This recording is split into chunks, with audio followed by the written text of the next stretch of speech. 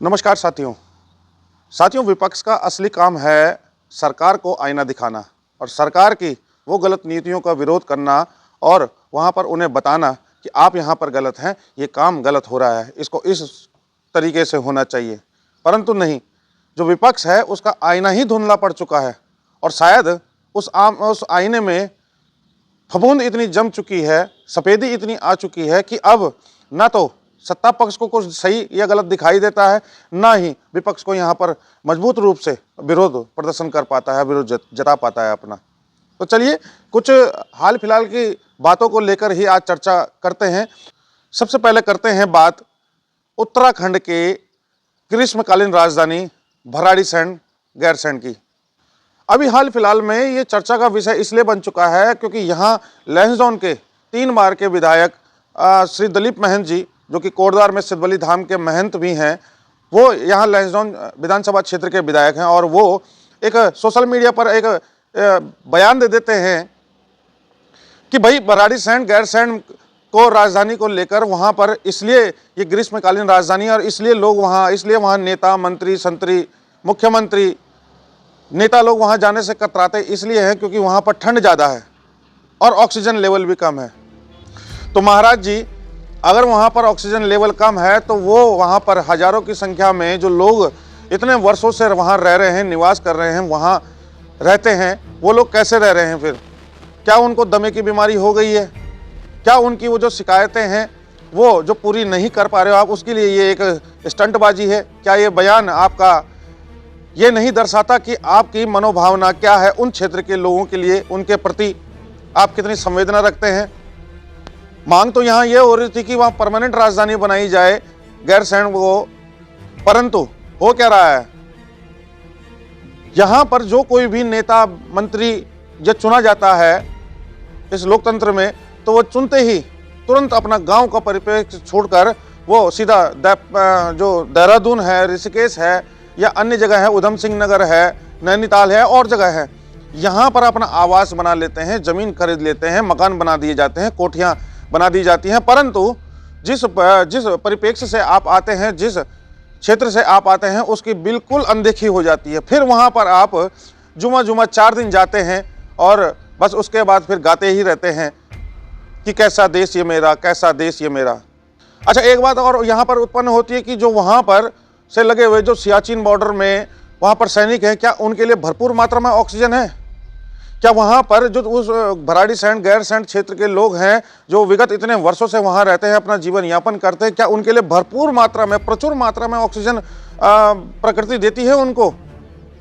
या फिर जो उनका जीवन शैली है वो इतनी सुगम है कि भाई उन्हें तो सिलेंडर भी आराम से मिल जा रहा होगा, उनका जीवन यापन भी आराम से चल रहा होगा, उनके खर्चे जो उनके नौकरियां हैं, नौकरी पेशा लोग हैं, उनको भी खूब आमदनी हो रही होगी, दिन दुनी रात चौगुनी तरक्की कर रहे होंगे, वो लोग प्लेन में घूमते फिरते रहते होंगे। तो सर, कैसी ये बात है, कैसी ये विडंबना है कि यहाँ पर जो हमारा विधायक होता है, जो हमारा नेता होता है, जो हमारे क्षेत्रीय लोग होते हैं, जो कि सत्ता पक्ष में होते हैं, कुर्सी पर काबिज होते हैं, परंतु वहाँ क्षेत्र के लोगों के प्रति जो संवेदनाएं होती हैं वो उनकी मनोदिशा में विलुप्त हो जाती हैं और वो कुछ ऐसा कह बैठते हैं जो कि नागवार गुजरती है जनता को और फिर उसकी पूरे तरीके से भर्त्सना भी होती है। लोगों के मनोभाव में विरोध के सुर उत्पन्न हो जाते हैं और तब आप कहीं ये आपका जो 2027 का चुनाव है, क्या ये उसका चुनावी स्टंट तो नहीं है खबरों में बने रहने के लिए? हो भी सकता है कि नेता लोग चुनाव के समय पर ही ऐसी स्टंटबाजी करते हैं और बाकी के 4 साढ़े 4 वर्षों तक उस कुंभकर्ण की नींद में सोए रहते हैं, जिस पर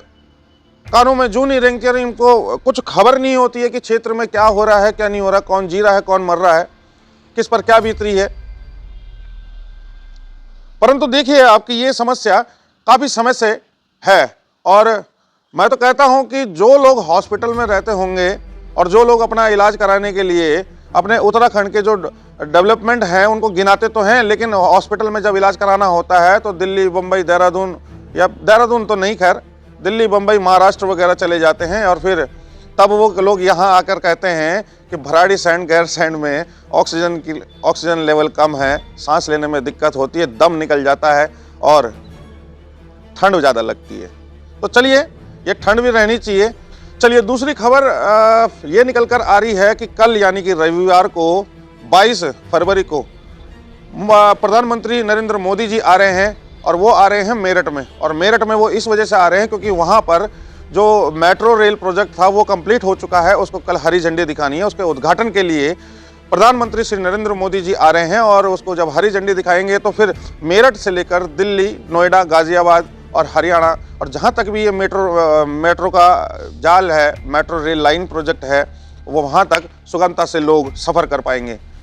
अब इससे फ़ायदा ये होगा कि जो रोड पर ट्रैफिक की व्यवस्था है थोड़ा सा उसको वो कम होगा और लोग जो नौकरी पेशा लोग हैं अब गाड़ियों की आवाजाही में भी कमी आएगी, पैसे की बचत होगी, प्रदूषण कम होगा और समय की बचत होगी। और मेट्रो से जो लोग रोज़ दिल्ली अप डाउन करते हैं, नोएडा अप डाउन करते हैं या गाज़ियाबाद अप डाउन करते हैं या अन्य और कहीं जगह करते हैं तो थोड़ा उनको भी सहूलियत मिलेगी और अब गाड़ी न ले जाकर वो सीधा मेट्रो से दिल्ली जा सकेंगे, आ सकेंगे। सफ़र सुहाना हो जाएगा और हम आशा करते हैं कि ये मेट्रो का जो प्रोजेक्ट है मेरठ तक तो आया ही आया है, थोड़ा इससे और आगे भी बढ़े। आने वाले निकट भविष्य में जिस प्रकार से मोदी सरकार काम कर रही है, शायद ये मेट्रो प्रोजेक्ट यहाँ देहरादून, उत्तराखंड में देहरादून और ऋषिकेश में भी इसकी शुरुआत हो जाए, क्योंकि अंदर खाने से खबर तो यही आ रही है कि ऋषिकेश का प्रोजेक्ट जो था वो तैयारी पर है और ऋषिकेश के साथ साथ में अगर देहरादून भी हो जाए और हरिद्वार तक अगर मेट्रो आ जाए तो यहाँ कोटद्वार निवासियों के लिए या अन्य जो इर्द गिर्द क्षेत्र के लोग हैं उनके लिए भी सहूलियत मिलेगी। चलिए अगली खबर की बात करते हैं। तो अगली खबर है लालढांग चिलरखाल मोटर मार्ग से। लालढांग चिलरखाल मोटर मार्ग पर धरना 166-70वें दिन तक आ पहुंचा है अपना, और अब जो लालढांग चिलरखाल पर आंदोलनकारी हैं वो काले झंडे लेकर अपना विरोध प्रदर्शन कर रहे हैं और उनकी मांग अब है एलिवेटेड मोटर मार्ग की। आपको बताता चलूं कि अभी सुप्रीम कोर्ट का कुछ दिन पहले जो आया था, जो ऑर्डर आया था जिस पर कि उन्होंने लालढांग चिलरखाल मोटर मार्ग के बफर जोन पर जो स्टे लगा हुआ था वो स्टे हटा दिया गया है। परंतु स्टे हटाया गया 2 शर्तों के साथ में है। एक तो ये कि वहाँ पर ब्लैक टॉप रोड नहीं बनाई जाएगी और दूसरा ये कि वहाँ पर जो कॉमर्शियल व्हीकल है उनकी आवाजाही पूर्ण रूप से बंद रहेगी। अब यहीं पर बात ये हो जाती है कि कोटद्वार की जो विधायक हैं और कोटद्वार के जो जिलाध्यक्ष हैं वो ये कह देते हैं कि हम लोग बस को, टैक्सी को या और जो अन्य सर्विस होती हैं उनको कॉमर्शियल व्हीकल नहीं मानते हैं, और हम अगर कॉमर्शियल व्हीकल मानते हैं तो ट्रक को, ट्रैक्टर को, डंपर को, इनको मानते हैं। तो चलिए ट्रक और ट्रैक्टर डंपर की ही बात करें तो डंपर और ट्रैक्टर तो हम भी नहीं चाहते कि वहाँ चले, क्योंकि ये सबसे ज़्यादा खनन में उपयोग में लाए जाते हैं। बात रही ट्रक की, तो ट्रक देखिए कि सिगड्डी ग्रोथ सेंटर का एरिया है तो वहाँ पर उनको सिगड्डी ग्रोथ सेंटर को फ़ायदा तो इससे मिलने वाला नहीं, क्योंकि ट्रक तो चलेंगे नहीं और ट्रक आप कॉमर्शियल मानते हैं। ठीक, अब जो सिगड्डी ग्रोथ सेंटर से, हरिद्वार से या अन्य जगहों से उस पर माल आना होता है वो ट्रक के ज़रिए ही आता है, वो ट्रैक्टर और डंपर के ज़रिए नहीं आता है। परंतु होगा क्या कि इनको अभी भी वहाँ लालढांग के रास्ते ना होकर आपको हरिद्वार से होते हुए नजेबाद से होते हुए कोटद्वार से होते हुए फिर सिगड्डी ग्रोथ सेंटर आना पड़ेगा, जहाँ से ये लालढांग चिलरखाल मोटर मार्ग शुरुआत होती है। अब बताइए वहीं पर स्थापित होते हुए वहीं पर वो सिगड्डी ग्रोथ सेंटर है, परंतु उन्हीं को वो वहाँ पर 15 से 17 किलोमीटर या 11-12 किलोमीटर जो भी है वो एरिया का लाभ, उस सड़क का लाभ नहीं मिल पाएगा। तो ये कितना बड़ा कुठाराघात उनके व्यापार पर है। इससे कैसे आप ये यहाँ से ग्रोथ, सिगड्डी ग्रोथ सेंटर नाम रखने से कैसे ग्रोथ मिलेगी सिगड्डी को? सिगड्डी को तो ग्रोथ तब मिलती जब वहाँ पर कॉमर्शियल व्हीकल भी आने जाने की मनाही नहीं होती। तो यहाँ पर राज्य सरकार को थोड़ा सा सोचना पड़ेगा और एक मजबूत सशक्त पैरवी करनी पड़ेगी सुप्रीम कोर्ट में फिर से दोबारा से, और करना पड़ेगा, बताना पड़ेगा और जजेस से ये पूछना चाहिए उनको कि सर जो कॉमर्शियल व्हीकल है इन पर थोड़ा सा नरमी बरतें और कॉमर्शियल व्हीकल को भी आने जाने की थोड़ी बहुत इजाज़त मिले। हाँ, जैसे कि हमारी विधायक और हमारे जो बीजेपी के जिलाध्यक्ष हैं वो कह रहे हैं कि ट्रक, ट्रैक्टर और डंपर न जा पाए तो उनके लिए एक अलग से वो प्रोविज़न ला सकते हैं, लेकिन बाकी तक बस और ये जो ट्रांसपोर्ट व्हीकल है, जो ट्रक हैं ट्रांसपोर्ट के, उन तक को अगर जाने की इजाज़त मिल जाए तो सिगड्डी ग्रोथ सेंटर और वहाँ के जो फैक्ट्री के लोग हैं, जो कंपनी के लोग हैं या आसपास क्षेत्र के लोग हैं, उनकी सुविधाओं में भारी इजाफा होगा और कहीं ना कहीं उनका रुझान आपकी तरफ ज़्यादा बढ़ेगा। चलिए बात करते हैं भारत मंडपम की। भारत मंडपम में इन दिनों एआई समिट चल रहा है और एआई समिट चर्चाओं का विषय तब बन गया जब वहाँ पर गलगोटिया यूनिवर्सिटी जो नोएडा में है, गलगोटिया यूनिवर्सिटी के द्वारा एक एआई डॉग दिखाया जाता है और वहाँ पर गलगोटिया यूनिवर्सिटी के जो प्रोफेसर होती हैं वो वहाँ पर उस एआई डॉग के लिए कह देती हैं एक पत्रकार को कि ये हमारे द्वारा डेवलप किया गया है और ये मेक इन इंडिया प्रोग्राम के तहत है और ये इतने इतने करोड़ में बना है। जबकि जो मीडिया होता है वहाँ पर जब वो इसकी जांच करता है तो वो एआई जो डॉग होता है जिसको प्रदर्शित किया जा रहा है गलगोटिया यूनिवर्सिटी के द्वारा, तो वो निकल जाता है चाइना का। मतलब ये कि वहाँ पर गलगोटिया यूनिवर्सिटी के प्राचार्यों के द्वारा वो झूठ बोला गया था वहाँ पर कि ये भारत के द्वारा बनाया गया है, भारत के द्वारा निर्मित किया गया है।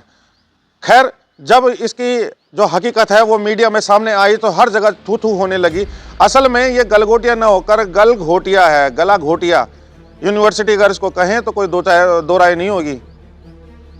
क्योंकि ये गला घोटने वाली ही बात है। भाई, जब आपका कोई इनोवेशन नहीं है उस चीज़ में, वो एआई डॉग के लिए, तो आप कैसे उसे अपना कह सकते हैं? क्या आपने ये नहीं सोचा कि कैसे जब भारत जो पूरा वहाँ पर एआई समिट हो रहा है, वहाँ पर विदेशों से लोग आ रखे हैं, कि जब वहाँ पर पता चलेगा कि ऐसी ऐसी बात हो गई है, आप झूठ कह रहे हैं, आपका झूठ पकड़ा जाएगा, तो तब क्या हाल होंगे? तब क्या देश का नाम रोशन होगा या बदनाम? खैर, यहाँ पर कांग्रेस के जनों ने, जो कांग्रेस पार्टी है, उनके प्रवक्ताओं ने, उनके नेताओं ने इसी बात को खूब लपेटा और खूब अच्छे नमक मिर्च मसाले के साथ में इसे पेश किया। तो कांग्रेस को भी थोड़ा सा यहाँ पर सोचना चाहिए कि किस प्रकार वहाँ पर एआई समिट में विरोध भी हो रहा है कांग्रेस के यूथ विंग के द्वारा। तो थोड़ा सा उन्हें भी सोचना चाहिए कि जिस जगह पर पूरे विश्व से, पूरे भारतवर्ष से, बाहर से और अंदर से लोग आए हुए हैं, वहाँ पर अधनंगे होकर जो आपका प्रोटेस्ट है, विरोध है, वो करना कहाँ तक ले जाएगा भारत के लेवल को। और यहाँ पर बीजेपी के भी लोगों को भी सोचना चाहिए थोड़ा सा कि भाई, जब जो चीज़ अपने एआई जनरेटेड वो डॉग है वो अगर अपना नहीं है तो उसको अपना क्यों कह रहे हैं? यहाँ पर झूठ का सहारा नहीं लेना चाहिए उन्हें भी, और ये सोचना चाहिए कि भारत की एकता, अखंडता, संप्रभुता और भारत की छवि खराब होने का ये काम किया गया। हालांकि खबरें ये आ रही हैं निकल कर कि जो उनकी प्रवक्ता थी, उन्होंने प्राचार्य रही होंगी या प्रवक्ता रही होंगी, जो भी थी वो, उन्होंने अब इस्तीफा दे दिया है। पर चलिए, होना भी चाहिए। चाइना के द्वारा इंपोर्ट किया गया, उस पर नट बोल्ट टाइट कर दिए और पेच पुर्जे टाइट कर दिए, फिर इंडिया का लेबल लगाकर उसको ये बता दिया कि ये भारत का है। और उसके बाद वहाँ पर होता क्या, जब उनको स्टॉल छोड़ के जाना पड़ता है, वो एआई डॉग वहाँ से लापता होता है, लापता कर दिया जाता है। उसके बाद वहाँ पर जाते जाते एक थर्माकोल का एक एरोप्लेन बना हुआ मॉडल वहाँ पर वो छोड़ जाते हैं, और तिल का ताड़ और राई का पहाड़ तब बन जाता है जब वहाँ पर जो पहुँचा हुआ मीडिया था वो उस हवाई जहाज के साथ में रील, मीम ये सब बनाने लगते हैं, और एक प्रकार से गलगोटिया जो यूनिवर्सिटी है उसका मजाक बनाया जाता है। आप लोग कहाँ तक इन बातों को जायज़ मानते हैं और कहाँ तक आप इन बातों से का समर्थन करते हैं? कृपया कमेंट के माध्यम से सूचित कीजिएगा। तब तक के लिए नमस्कार।